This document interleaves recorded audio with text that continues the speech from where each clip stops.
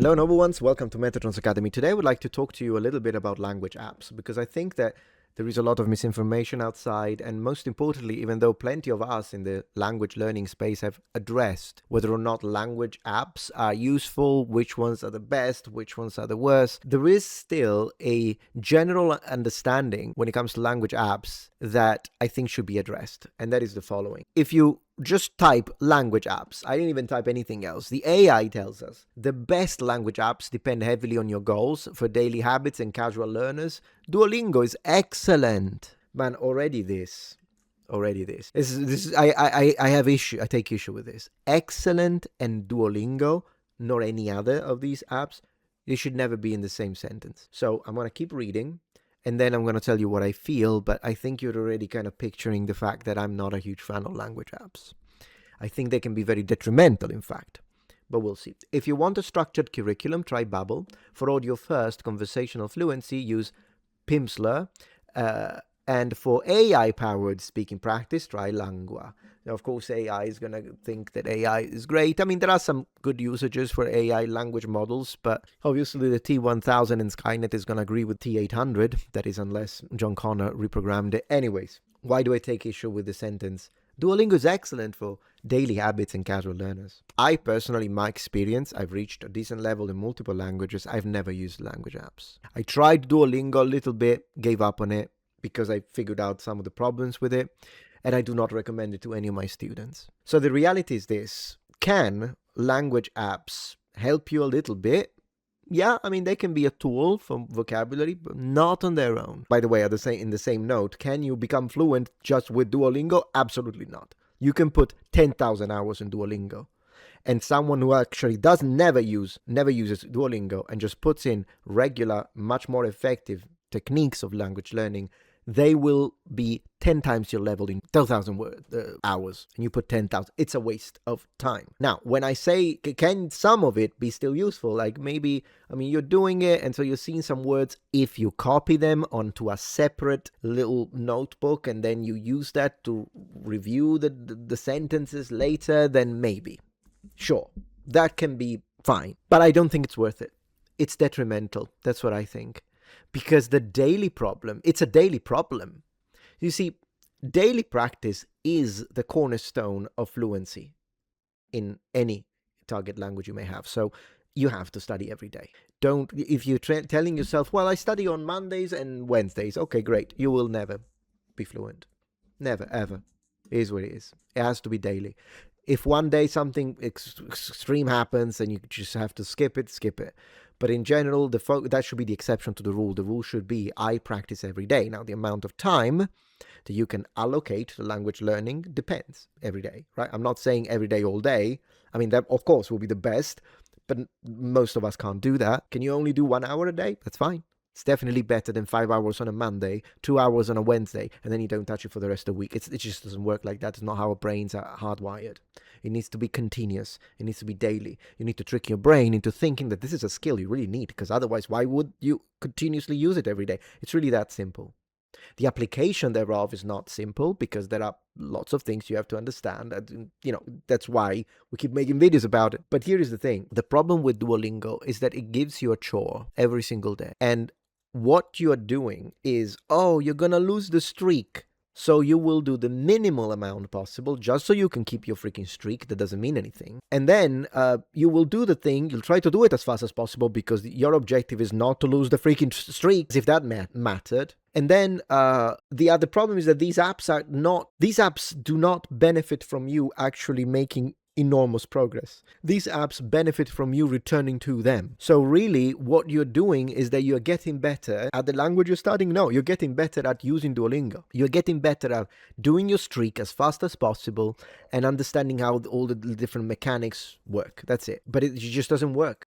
I truly believe it's a waste of time, and it can be detrimental because it takes away precious time that you could have used to do something better. Now, if you're already someone who categorically never misses 3 hours of language study every day, and then you want to do a little half an hour at the end of the day of Duolingo because you enjoy it, by all means. But if Duolingo becomes your main thing, I gotta do it because the streak. Well, these apps, in my opinion, are designed in a way that you will continuously need them for 10,000 hours. Because if they were really optimized for your own progress, and I don't personally think any app could ever do that, but even if they were, then you would stop using them in a year or two because you would have reached the level you wanted.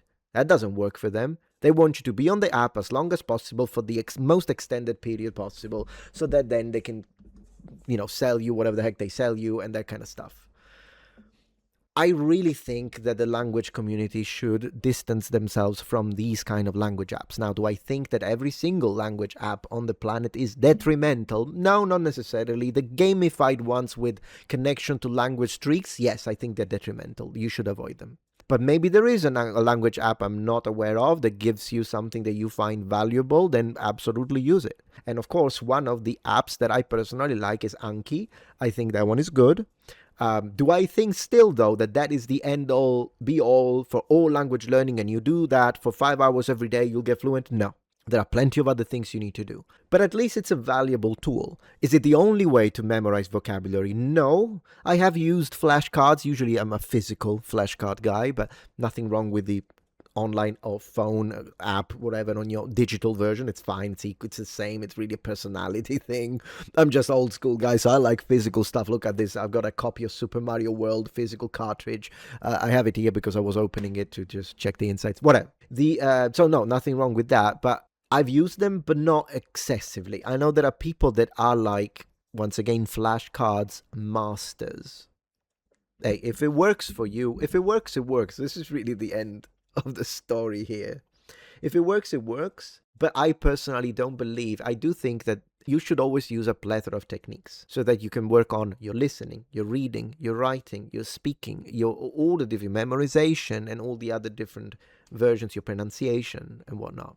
And so you need to practice these, and in order to practice them at similar levels, then you have to have a bit of a variety of different techniques to constantly attack from different areas, to smooth, right, your ability and to do all of that. But at the end of the day, then also to give a little variety, because otherwise we get bored. That's another thing. It's important. You will get bored if you consistently do the same single thing every single day. So it's good to switch it up a little bit. If you got 3 hours, do 1 hour of vocabulary, 1 hour of pronunciation, 1 hour of, or maybe half an hour of pronunciation, half an hour of listening, and then one last hour of speaking. I mean, that'd be great. Mix it up. And, or you can divide it by days. I personally prefer mixing up multiple skills on the same day rather than dividing it one skill per day, because that gives you continuous training, and then you have a chance to sleep over all of the different skills so that they set in your brain, and then the next morning you do it all over again. That's what I like. But at the end of the day, what is my final suggestion when it comes to apps to language students? Just stay away from the likes of Duolingo, guys. That's what I'm going to say. It's my opinion, and maybe you disagree with that, and that's fine. Let me know in the comments, of course. But the reality is that you should, whichever app that you find, and then you tell me in the comments, you're like, no, but this one is actually good. Maybe I'll agree with you. I'll read it. I'll look it up, and I'm like, you know what, this one does, it has logical, it seems like it's made well. Okay, great. But still, the truth remains that no single app will ever get you where you want to go with your language level and the goals you have in your mind. It's always a tool, but you need multiple tools in order to reach that goal. So never focus entirely into one app. That's going to be a mistake regardless of whether we're talking about an awful app or whether we are talking about a decent one. If that's all you do, bad call. That's a bad call. So maybe I could do a list one of these days and tell you what I think. But at the end of the day, I do believe there are much better practices that you can do, that you can use, systems in order to get the best, get the most of the time you've got, because we don't have a lot of time slots. And I include myself. I want to reach fluency in Mandarin this year, but I have to really cut out. If I can do an hour a day, it's a miracle lately. Also because of the baby, right? In fact, I've been considering trying to speak to the baby Mandarin, but then I didn't want to confuse him because I do that in Italian already. So I'm like, maybe I can speak Mandarin while I'm preparing his bottle downstairs rather than to him. But I'm trying to figure out a way to insert it in there. Do a little preparation in the morning, so I've got a list, and then of things I want to practice, and then throughout the day, if I'm brushing my teeth, if I'm doing this, if I'm doing that, and maybe that could be the little time. But we don't have a lot of time. So for those of us who are not full-time students anymore, I think it's good to make sure that you don't waste time on stuff that is going to be detrimental in the long run. That's all really I'm saying. But thank you for joining Metatron's Academy and for watching, and let me know what you think. Bye. If you're enjoying this video so far, please take a moment to check out my Patreon page. With as little as a $5 support, you can help us ensure that we can continue to produce high quality and high researched content. And at the same time, you get access to polls, extra videos, unlisted streams, and much more. Thank you so much.